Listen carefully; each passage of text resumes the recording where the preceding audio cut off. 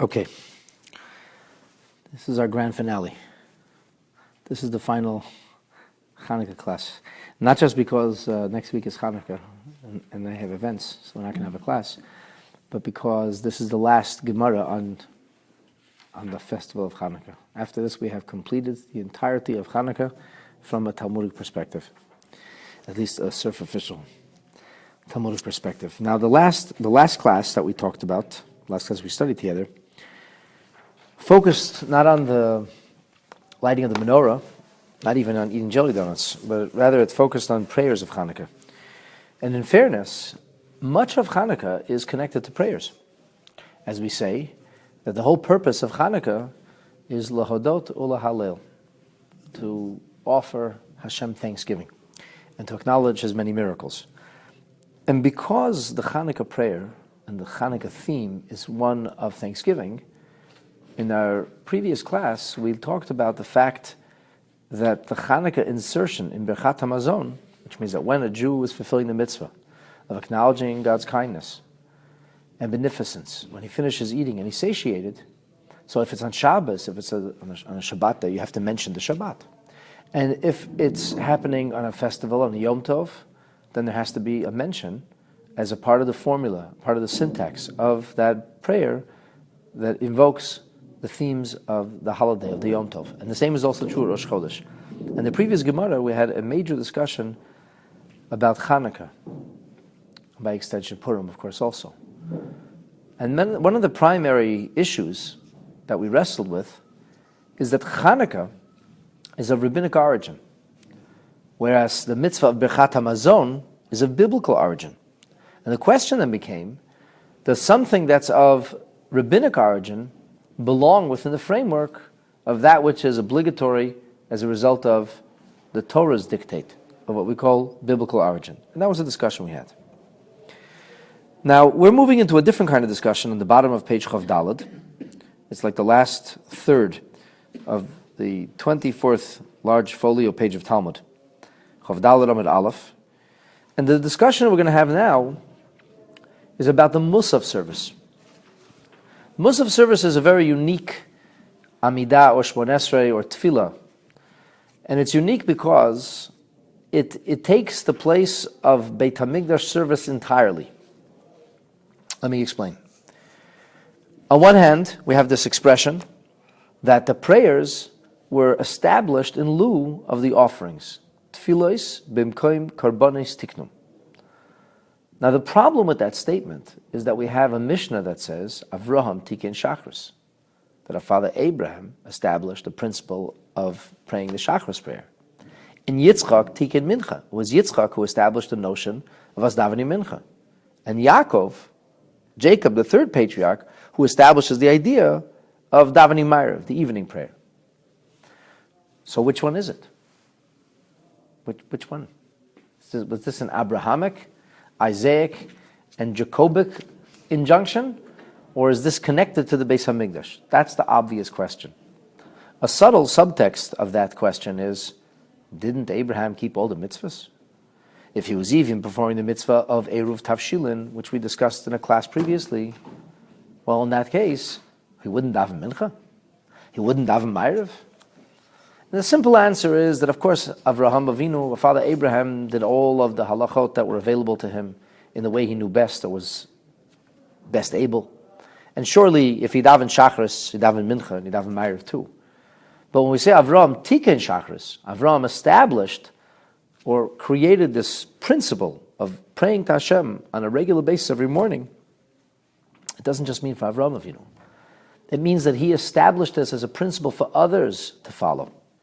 Avraham Avinu's followers formally adopted the practice of praying each morning, the daven shachris.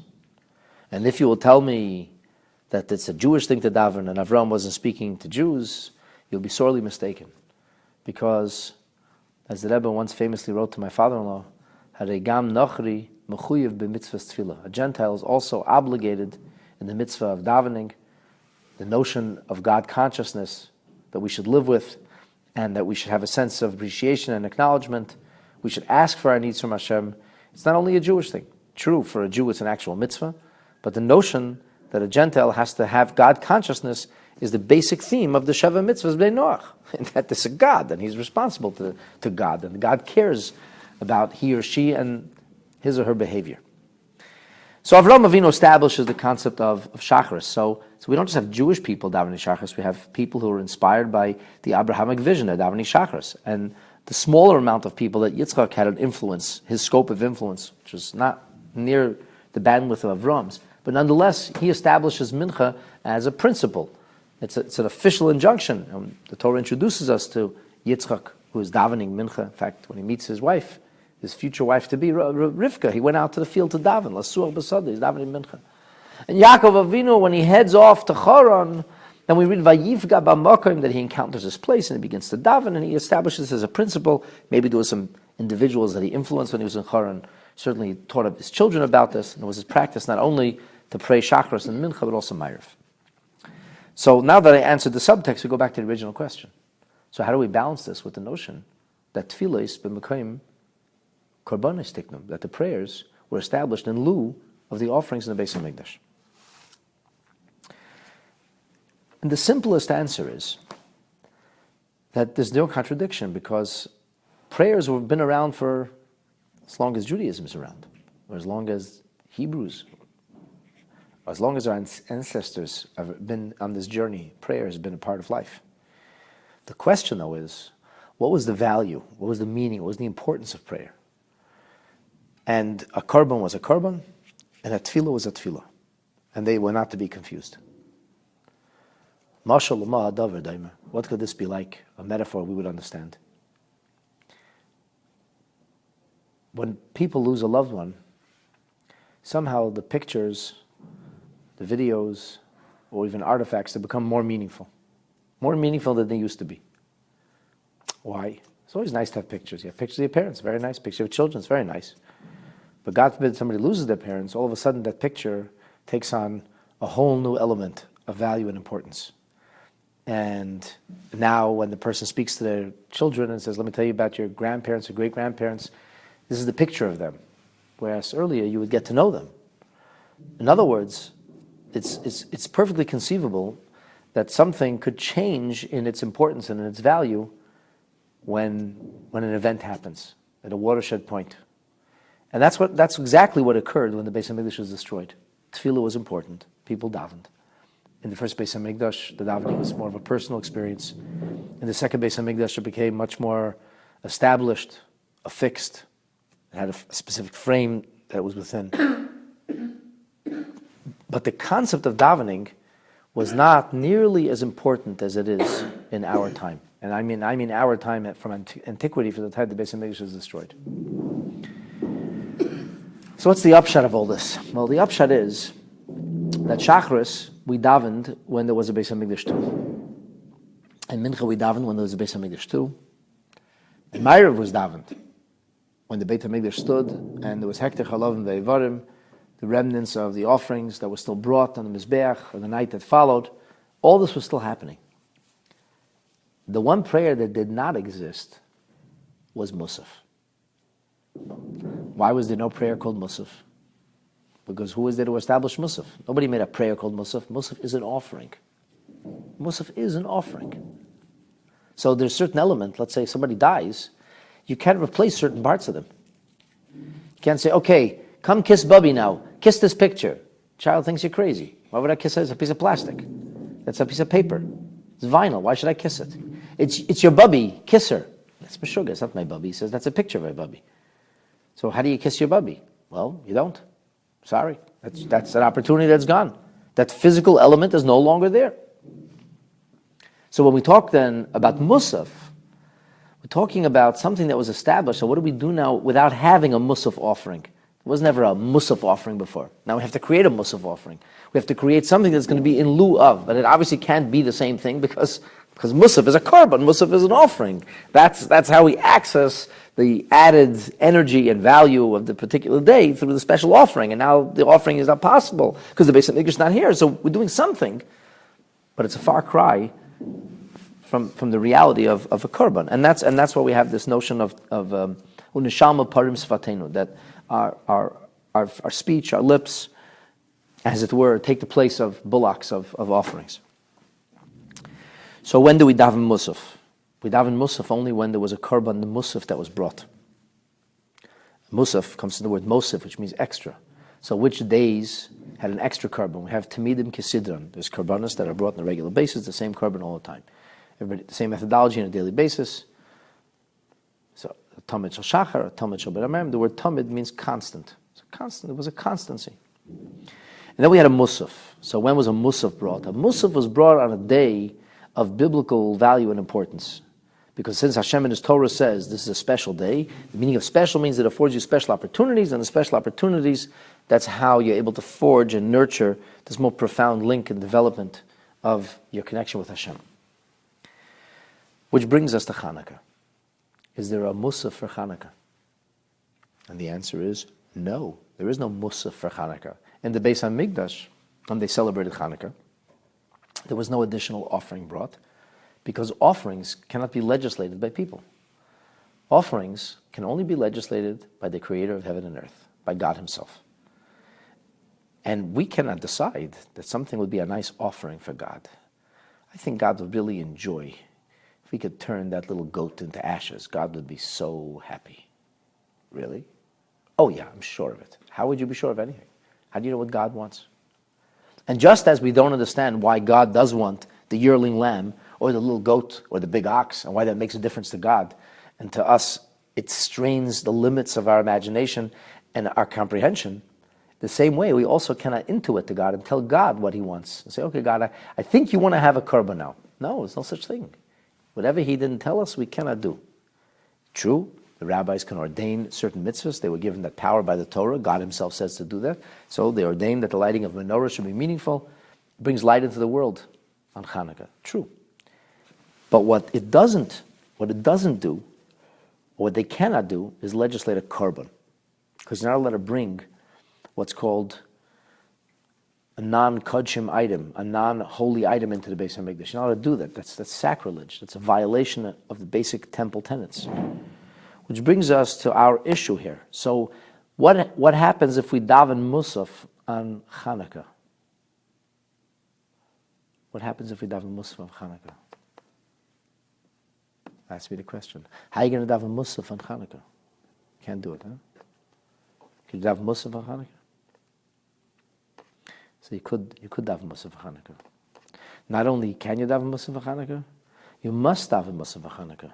But it can only be a maximum of 2 of the days of Chanukah. And oftentimes it's only 1 day of Chanukah. And that is when Rosh Chodesh falls on Chanukah. And it always does. Rosh Chodesh Teves always falls on Chanukah. Sometimes we have 30 days in the month of Kislev, and sometimes we have only 29 days in the month of Kislev, and that's a discussion for another day. But Rosh Chodesh always happens on Chanukah. So there's always at least 1 day when Musaf is recited on Chanukah. And this brings us to our Gemara, Yiboyelahu, in the yeshiva, where everything I said was understood, and much more than that. So they started off with this premise. They don't have to go through this preface because this was common knowledge in the yeshiva. Mahu lahazkir shel Chanukah b'musafim. What about mentioning Chanukah in Musaf? Should we do that? So what's the question? The answer to what's the question is, Kivon de les be Musaf b'didei.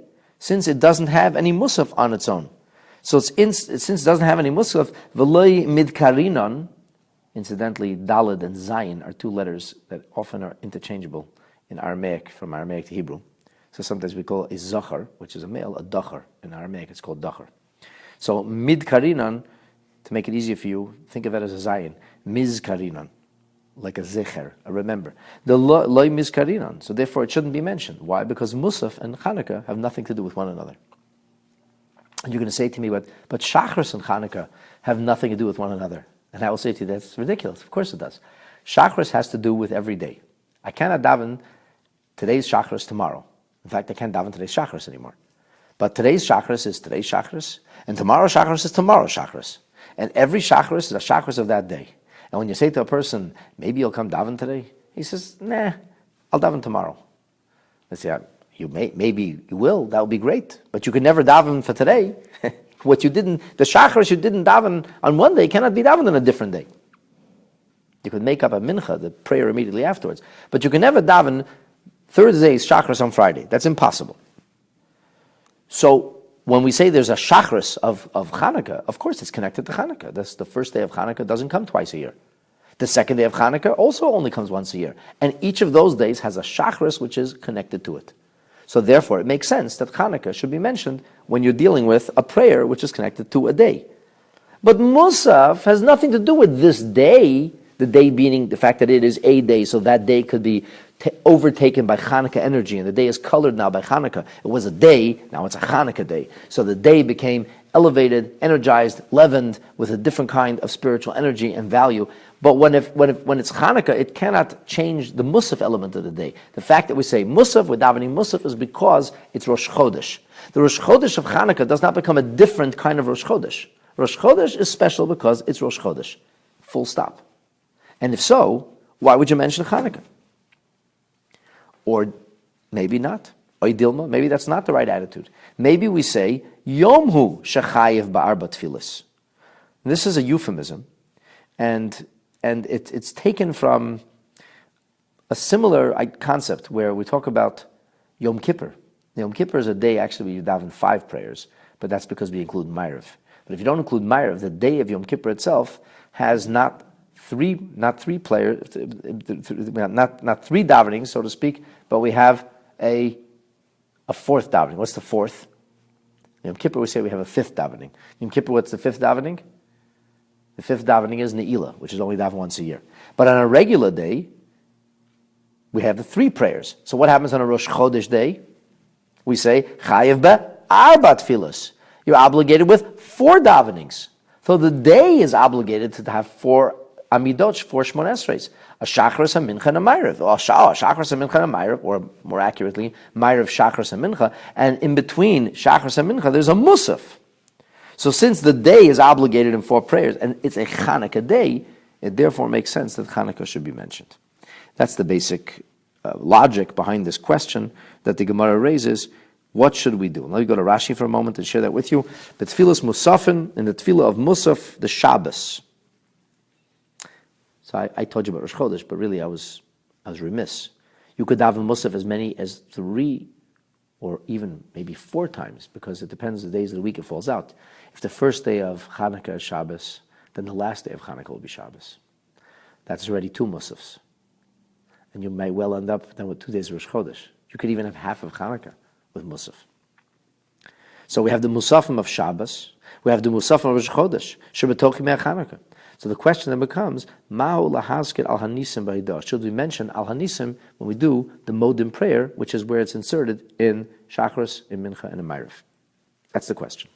B'dalat Tfilas, what are the 4 prayers? The 4 prayers, Rashi says, are Arvis, Ma'ariv, Shachris, the morning prayer, Musaf, this additional prayer, Umincha. V'kivan shechevas tfilah zeh hayoim, eni pchusa mishar tfilah shel yoim.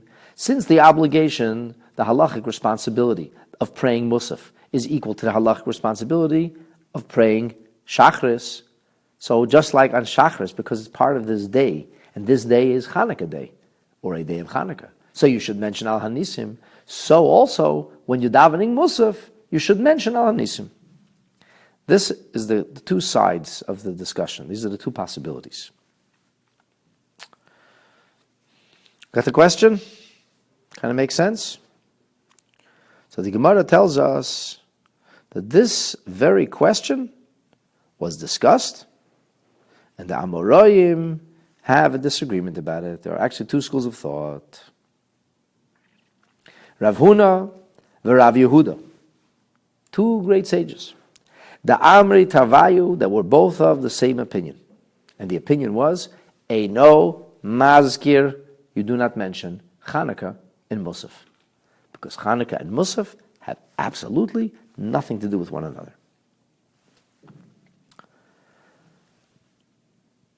Conversely, we have 2 other very prominent Amoraim, and they are Rav Nachman and Rabbi Yochanan. The Omri Travayu, they both were of the opinion, Mazkir, it should be mentioned, for the reasons we said before. Since the day necessitates a tefillah, and since the day is Chanukah, So then the logic would tell us we should mention Chanukah in the tefillah. If it's a day of 3 tefillot, then Chanukah should be mentioned in 3 tefillot because the day itself becomes transformed through the Chanukah energy. And if it's a day that has 4 tefillot in it, because it has Musaf, it is a day of Musaf when that's also Chanukah. So you cannot say the Chanukah energy doesn't change it. Logic would tell us then if this day is obligated him for, and this day is Chanukah, then of course there's a connection between Musaf and between Chanukah. And Chanukah should be mentioned in the prayer of Modim as well. These are the 2 schools of thought, 2 great sages on either side advocating either for the positive mention or to omit mention of Chanukah during the Musaf prayer. So now the Gemara is going to analyze this, and the Gemara is going to suggest that somebody much bigger, much more prominent, much more important, whose opinion will carry very heavy weight, agreed with one school of thought or the other, which could sway our conclusion. The problem is that the halacha we're going to mention now is not a perfect fit. It's a juxtaposition. It's a comparison that's being made, but as we'll soon see, the Gemara is going to dismiss the comparison and show that it's actually a faulty juxtaposition. It doesn't really work. We'll soon see. So the Gemara says, Had Rav Yehuda, this opinion of Rav Yehuda, that we should not mention Chanukah in the Musaf prayer, which is in no way, shape, or form reflective of what's going on in Chanukah. This is the opinion of Rav. That's very heavy. You see, because Rav and Shmuel were the greatest Rashi Yeshiva, the greatest Torah teachers in Bavel, in the Babylonian Jewish milieu. And ultimately, when it came to ritual, we always rule in the accordance with the opinion of Rav. As it say, halacha kerav be'isura, the halacha is like Rav when it comes to ritual matters. Halacha kishmuel b'momeina, when it comes to judicial issues or civil issues, that's when we say we rule like Shmuel. Why? Because Shmuel excelled at that discipline. And that's what most of his lectures are about. So therefore we believe that Shmuel had a more profound grasp, and his halacha was more in keeping with the ultimate integrity of the Torah's intention. In a halachic sense it is. And when it came to Rav's shiurim, his lectures, his teachings, his passion lied primarily in things which are about the relationship between God and people, not people and people. So when it came to Isura, ritual matter, the halacha is always like Rav. So if you can prove that this opinion of Rav Huna and Rav Yehuda is actually the opinion of the predecessor of Rav, that's very powerful. That means a lot. In fact, it might swing our opinions in that direction, that we should not mention Chanukah in the Musaf prayer. Well, here's the problem. If Rav said this halacha, then why are we quoting Rav Huna and Rav Yehuda? Why don't we just quote Rav?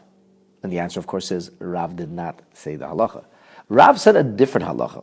But when you analyze the other halacha that is quoted in the name of Rav, the Gemara would suggest that a line can be drawn from one to the other and that a common logic is being employed. Okay, so here's the pitch. Here's what Rav did say. The Omar Rav Gidl. Rav Gidl said, Omar Rav. Rav Gidl was a very, very loyal disciple of Rav, and he is the source of many of the teachings attributed to Rav. So he said, Rosh Chodesh shachol liyos b'Shabbos. Okay, so we have Shabbos. Very nice. Now Rosh Chodesh turns out to be on the Shabbat. Okay. So what's the question? Well, the question is, Hamaftir b'Novi b'Shabbos. The one who is reciting the additional verses, the codicil that was added on to the Torah reading, where we read from the later verses of prophecies. Do you mention Rosh Chodesh or not? Now, what would be the ostensible question? Rosh Chodesh does not have a maftir. What has maftir? Shabbos has maftir. So when you make the bracha, there's a bracha, everybody knows blessings before the Haftorah and after, and the brachas after you finish off by mentioning Mekadesh HaShabbos. So should you say, Mekadesh HaRosh Chodesh VaHaShabbos? When it's Yom Tov, for example, we say Mekadesh Yisrael, Mekadesh Yisrael, Mekadesh HaShabbos, VYisrael VaHazmanim. Why? Because on Yom Tov we also have Maftir. So therefore, there's a connection between the bracha. So Rav said that when you have a Shabbos, which is Rosh Chodesh, that the maftir in the Navi of Shabbos does not have to mention Rosh Chodesh. Why? He says simple. Shil Mol Shabbos. We're today not to be Shabbos. So then, a Navi b'Rosh Chodesh. We don't have any Navi. We don't have any Haftorah that's read of Rosh Chodesh. So what are you mentioning Rosh Chodesh for? This is an obligation that's connected to Shabbos. The blessing reflects the obligation that there's a connection. We honor the Shabbos by reading these verses publicly. You can't do it privately. No, it's a minyan. This is a public, a communal kind of responsibility. So that communal responsibility that of reading the maftir is connected to Shabbos. So what are we mentioning Rosh Chodesh for? Now the implicit juxtaposition is as follows. Just as Rosh Chodesh is not mentioned in the maftir, because Rosh Chodesh doesn't have a maftir, so too, Chanukah should not be mentioned in the Musaf, because Chanukah doesn't have a Musaf. That's the implicit reasoning over here. So this is a very powerful statement. Turns out that Rav, the great master of ritual law, laid the lie down clearly. The halacha must be like Rav Huna and Rav Yehuda. Let's take a look in Rashi. A Navi b'Rosh Chodesh. There is no Navi, no prophet on Rosh Chodesh, which means really no maftir. Hachanami, so too here. Hoyel ilmalei Rosh Chodesh. If it was not Rosh Chodesh. Ein mosifin b'Chanukah, there's no musaf, so leiboy la'askuri, then it doesn't have to be mentioned. So the Gemara is going to reject this comparison. Mi dummy, can you then really compare? Can you you say there's a corollary between the teaching, the ruling of Rav and that of Rav Huna and Rav Yehuda? Hosam, Navi b'Rosh Chodesh leka.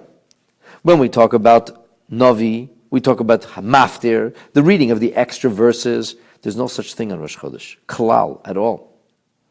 Hacha isei be'arvis v'shachris u'mincha.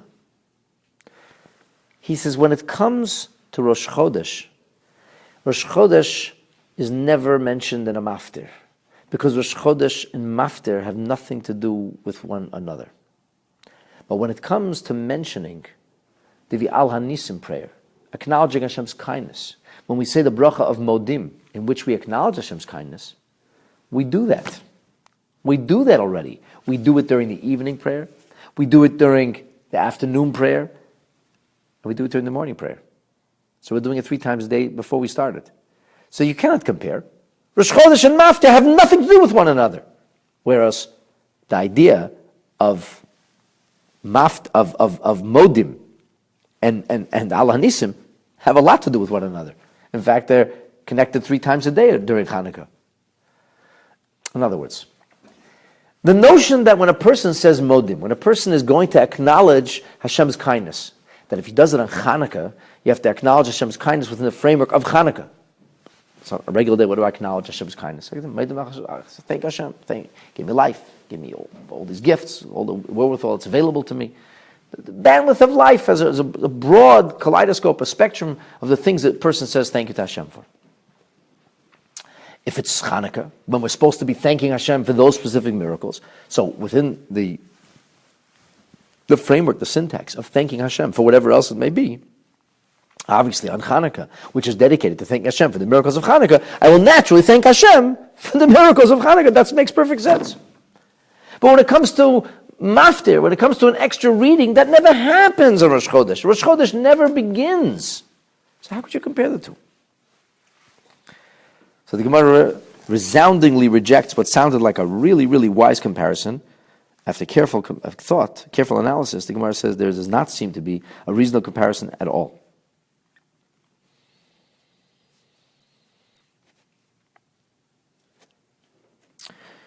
So the Gemara accepts this. Good point. There is no comparison. We cannot prove anything from that halacha. But the Gemara is not giving up yet. Inasmuch as that opinion of Rav will not prove anything, there is another ruling of Rav. And the second ruling of Rav, that will certainly prove that Rav would be of the same mind, the same attitude and approach of Huna and of Yehuda. What's the other teaching? Lahadamya. The Omar Rav, that Rav said, Rav Achadvoi said, Omar Rav Matono, Rav Masna. So Rav Achadvoi said in the name of Rav Masna or Rav Matono. In the name of Rav. So we have these teachings that came down. We know exactly who it came from. Rav Achadvoi said it in the name of Matono, said in the name of Rav. What's the teaching? The teaching is Yom Tov, Shechol Li is b'Shabbos. A Yom Tov. Maybe it could be Rosh Hashanah. Maybe it could be Yom Kippur. Maybe it could be Sukkot, Shmini Atzeres. It could be Pesach. It could be Shavuos. So what happens on Shabbos, Hamaftir b'Novi b'Mincha b'Shabbos, when you say Maftir at Mincha on Shabbos, Ein Tzarech Lahazker Shel Yom Tov. You don't have to mention Yom Tov. Why? Shel Mole Shabbos. If not for Shabbos, Ein Novi b'Mincha b'Yom Tov. There is no such thing as Maftir on Mincha of Yom Tov. Now, you must be wondering what's going on here, because we don't have Maftir at Mincha and Shabbos either. The only time we have Maftir at Mincha is on a fast day. So Rashi says that Matzasi b'Tshuvas HaGaonim, I found in the manuscripts the responsa of the Gaonim, which is the halachic era, the Torah literature era before the Rishonim, before Rashi. Shahayu regilim likreis b'Novi b'Shabbosis b'Mincha asar psukim, that they used to have Maftir not only after Shachris, they would also have Maftir after Mincha, after the second Torah reading. So why don't we do it anymore? It will be Yemei Parsiim, in the days of the Persian Empire, Gazru Gezeda Shlei Lases. A decree was made that we should not do this. V'kivan shenistalku nistalku. Since it became removed, it remained removed. Now, to be fair, this cannot be the Persians of the story of Purim. Because according to the vast majority of historical Torah opinions, the notion of Maftir comes around in the time of Chanukah. It's after Purim. And I don't think that they had Maftir. We don't have Maftir in the days of Purim. Maftir was something that developed in the course of the second Beis HaMikdash. And the story that goes is that the Jewish people were occupied, and they were never really occupied in the first Beis HaMikdash in that way. When we lived in Israel, we lived in Israel. We were self-reliant. We were attacked. Some of those attacks were repulsed. Some of them weren't. Some of the Jews got lost, like the northern tribes. But when we lived in Israel, we lived in Israel. In the second Beis HaMikdash, it wasn't like that. We were always under occupation. We never really had independence. The Malchus, the monarchy of Beis David, never came back. The only time we had brief independence was after the story of Chanukah, and unfortunately, that didn't last very long. When two brothers, two warring Hasmonean descendants, ultimately were in their attempt to overcome on the other, opened the door and allowed the Romans to get their foot in. And once the Romans got their foot in, they were only too keen to keep a foot in the door. And eventually it was not a foot, but it was the entire room. And Rome occupied Eretz Yisrael. So in the beginning of the first Beis HaMikdash, we were paying tribute to the Persians, but they kind of left us alone. And Darius was a good king. He allowed us to build the Beis HaMikdash. But the Persian Empire crumbled. And that was replaced by the nascent and short-lived Greek Empire.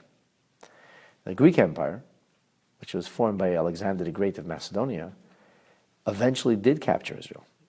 And although Alexander was favorably disposed towards the Jewish people, and he did not molest them and not try to stop anything, upon Alexander's death and the fracturing of the Greek Empire into the Ptolemaic or the North African element, and later the Syriac element, which includes everything from Greece to Syria, the whole Middle Eastern part of the empire. At that point, the subsequent emperors were not favorably disposed to the Jewish people at all. And I believe it was the fourth emperor of that dynasty was a man we know as Antiochus. And he was extremely evil and wicked. He is the villain of the Chanukah story. So one of the things they decreed at some point was that we are no longer allowed to read the Torah in public. So what do? We've been reading Torah in public ever since when? And now the shul service is very developed. The Beis HaMikdash is still standing, but the shul service is very developed. Can't read the Torah in public. What are you going to do? So, a yid gets a chanetza. You didn't figure something out. This is like a diversion, but it's cute. It makes the point. Do you know where the shtreimel came from? You know, the shtreimel, the fur hat, the Hasidic wear those round fur hats. So somewhere in the Middle Ages, the Polish nobleman decided to shame the Jews. So they said that the rabbi has to wear a tail. A tail is like a shame, right? Take a fox's tail. You wear a tail on your head. Attach a tail to your hat. To make fun of them. So what did the Jews do? They attached multiple tails. And they made it go round and round. And the shtreimel developed. And the shtreimel got more and more sophisticated. And more beautiful. At a certain point, the nobility were so upset that the Jews looked so good, they outlawed the wearing of a shtreimel. And they said only a nobleman's allowed to wear a shtreimel. But it's an authentic Jewish garment. It's not something we took from somebody. This is actually created by Jews. And the story of it was that this is Jewish ingenuity, how we turned what was supposed to be a mark of shame into a mark of distinction. A beautiful way to honor the Shabbos. So what were we going to do if they don't let us read the Torah? So we read Navi. We read from the later scriptures. The Greek oppressor was happy because he said they're not reading the Torah. They can't read the mitzvahs. So what does it say in the Navi? Stories and Navi yelling and screaming and just, who cares then? It doesn't say any mitzvahs. But they didn't realize that the Navi is full of inspiration. And the Navi is full of compelling stories and full of stirring messages, which make us remember the Torah of Moshe as the last of the prophets. Malachi said, Zichru Torah Moshe Avdi. Well, it just came to remind you about the Torah of Moshe. And this was a very effective way for the Jewish people to keep meeting, and they read from the Maftir. Now, of course, we know the rest of the story. We're talking about it tonight. Chanukah came along. So we were allowed to read from the Torah again. But we said, you know what? Since for whatever amount of time we were now reading from the prophets, we will not phase it out. We will continue to read from the prophets, and we will also read from the Torah. And it became a maftir. Now this is very logical that they did it for Mincha too, because the Torah is supposed to be read at Shachris. That was a takana, an injunction of Moshe Rabbeinu. It's an injunction of Ezra the scribe, which is the first generation of Jews coming back into Israel. They should read the Torah at Mincha as well. So if the Torah reading was outlawed at Mincha, probably what did they do instead? Probably they read Maftir. So it makes perfect sense to read Maftir. Comes the question, then why don't we have any Maftir at Mincha?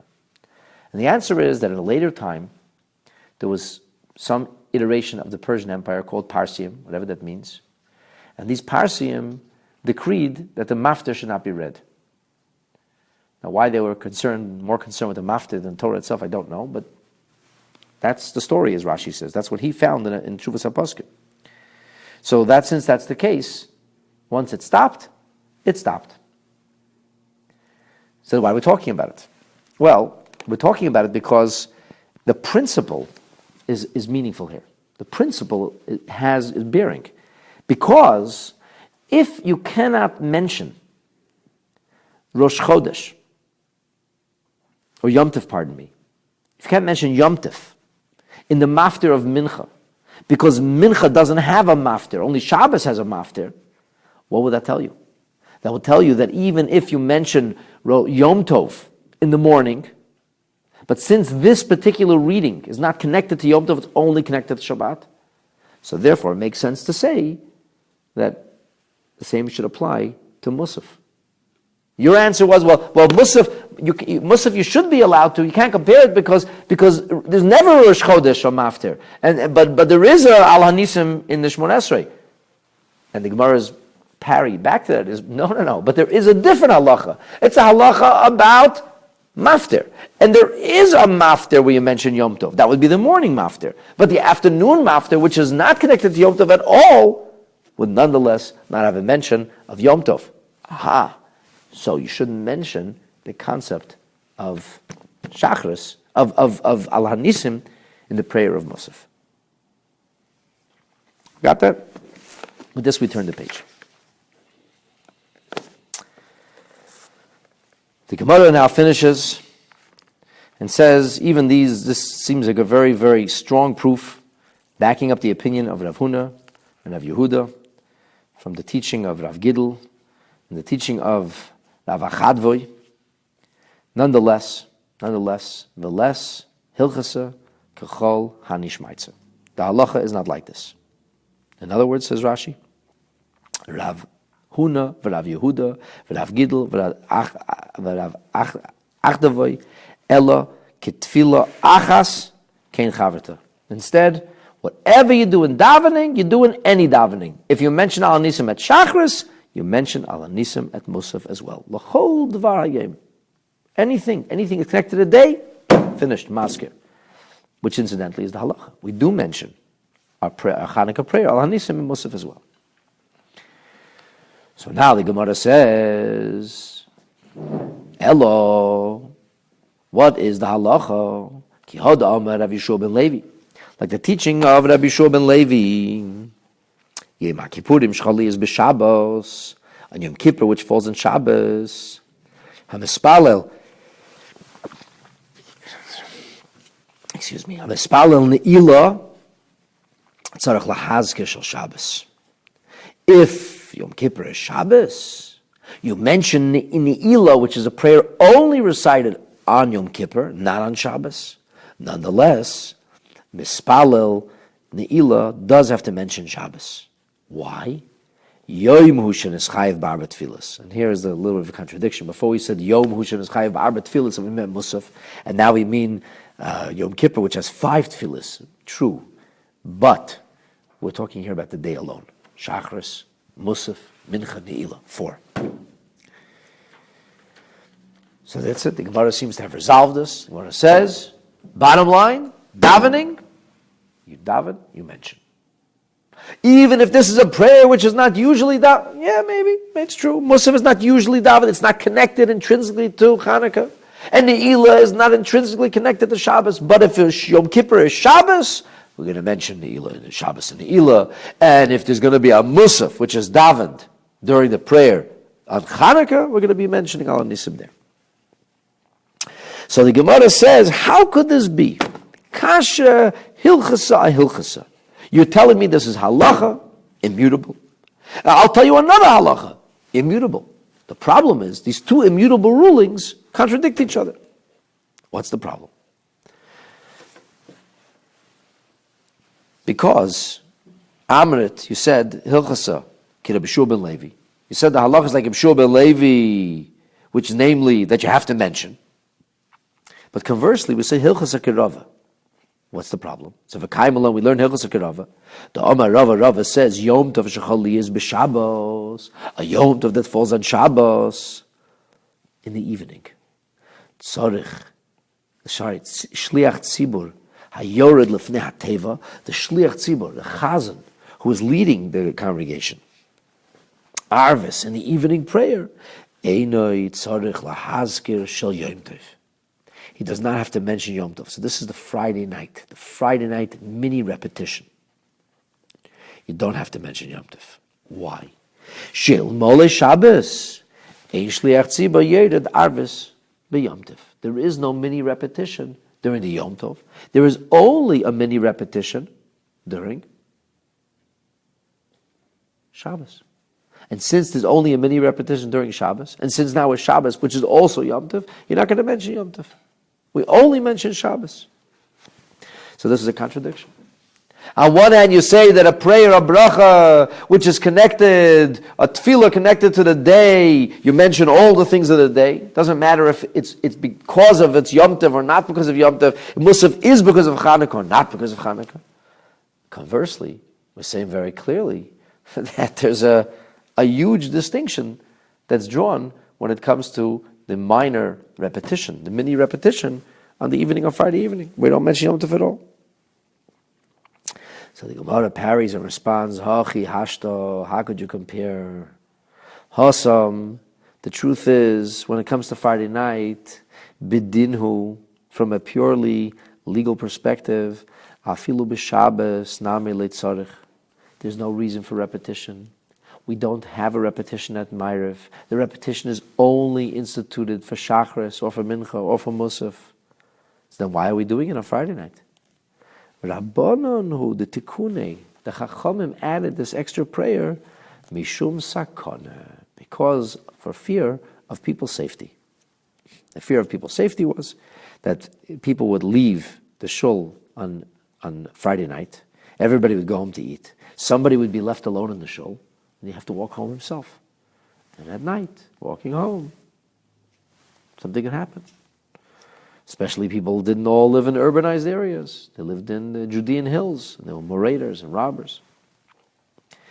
Aval hocha, but here he says we're talking about a Yom Tov. It's Yom Tov shenas chayav b'arba tefillas. It's the Yom Tov. It's the day itself. It's not an answer to a problem or to an issue. When it was an answer to an issue, it was a Shabbos issue. Yom Tov we didn't worry about. Yom Tov the people came together. Everybody walked home. But Shabbos people could be in trouble. So it was a Shabbos safety concern. A Shabbos safety concern is about Shabbos, not about anything else. Here it's the day that's obligated. There's a big difference in a prayer which is recited because of a secondary reason, like a safety concern, or a prayer which is an essential expression and embodiment of the holiness and the theme of the day. And once a prayer becomes seamlessly fused to the day, and once that day becomes something else in addition to whatever it was before, so for example, it was Rosh Chodesh, and now it's Rosh Chodesh and Chanukah, so then it's the same bloodline. Whatever courses through the veins of Rosh Chodesh is now coursing through the veins of Chanukah too, or vice versa. If you have Rosh Chodesh coursing through the veins of this day, then you have Chanukah coursing through the veins of the day as well. Now, the prayer of Friday night is not because it's not plugged into the system at all. There's no Shabbos coursing through that either. That's not really Shabbos. That's a secondary concern of why we do the davening. And so this is the halacha, that Chanukah is a day of tremendous power. It's a day of tremendous opportunity. It's a day of tremendous spirituality and closest to Hashem. And indeed, when a Yid is about to daven on Chanukah, any prayer, even if it's a prayer that's connected or obligatory because today is a Shabbos day or today is a Rosh Chodesh day, but when it's Chanukah today, then Chanukah becomes part and parcel of that. Because the Chanukah, in a positive way, the Chanukah energy is infectious. It permeates the entirety of the day. And when we have Shabbos and Chodesh, it's not two different days. It's the same 24 hours. It's the same time, the same frames of time. And that frame of time becomes further enhanced and enriched. It's a Shabbos day and it's a Rosh Chodesh day, and we have a fusion and a synergy. And the fusion and the synergy, each one brings to the table what it brings. The Rosh Chodesh brings a Musaf and the Chanukah brings Ala Nisim, but once they're on the same day, once they're occupying the same frame of time, then they both change, and they're both better for it.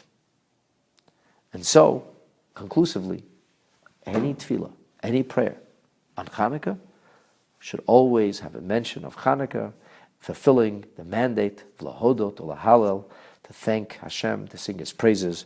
HaKadosh Baruch Hu should help us. We should all have a freilich Chanukah. We should all be able to acknowledge Hashem's kindness and sing His praises. And most importantly, we should all be zeichem, Etz Hashem, very speedily in our days, to sing the greatest praise of all, the lahodot or lahalel of the days of Mashiach, where we'll see not menorahs burning in our houses alone, but the menorah in the Beis HaMikdash, kindled in its full glory and grandeur. B'mheira u'bi'yameinu. Amen. Amen.